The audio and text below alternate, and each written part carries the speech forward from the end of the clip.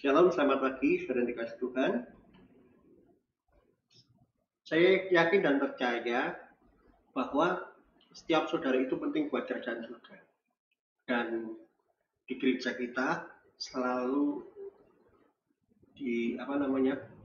ditegaskan bahwa saudara, setiap saudara dan saya itu merupakan bagian daripada rencana Tuhan yang besar.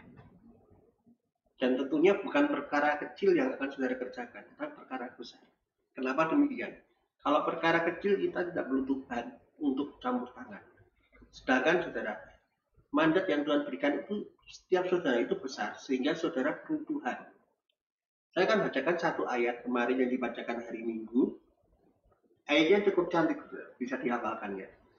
Yeremia 33 ayat 3. Ya. Berserulah kepadaku, maka aku akan menjawab engkau, dan akan memberitahukan kepadamu hal-hal yang besar dan tidak terpahami, yaitu hal-hal yang tidak kau ketahui. Ada hal-hal yang besar yang Tuhan ingin berikan kepada kita. Ada rancangan yang luar biasa untuk bangsa-bangsa, untuk bangsa ini, untuk kota kita, untuk gereja kita, untuk keluarga kita.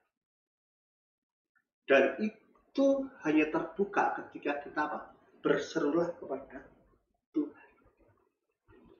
Saudara dikasih Tuhan, pagi hari ini saudara, jangan sampai kita terjebak oleh rutinitas sehari-hari kita. Tentunya semua punya rutinitas. Ada yang seorang pekerja kantor, ada yang seorang pengusaha, atau kita pelayan full timer lah, pelayan di gereja. Kita punya kerjaan rutin, tetapi jangan sampai kita hanya terjebak ya. Saya katakan hanya terjebak karena memang rutinitasnya itu harus dikerjakan.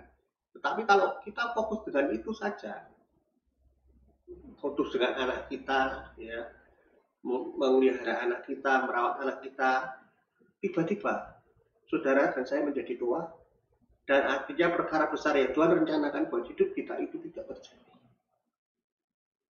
Bayangkan ketika Musa hanya sibuk dengan ternaknya, saudara. Musa itu sudah nyaman.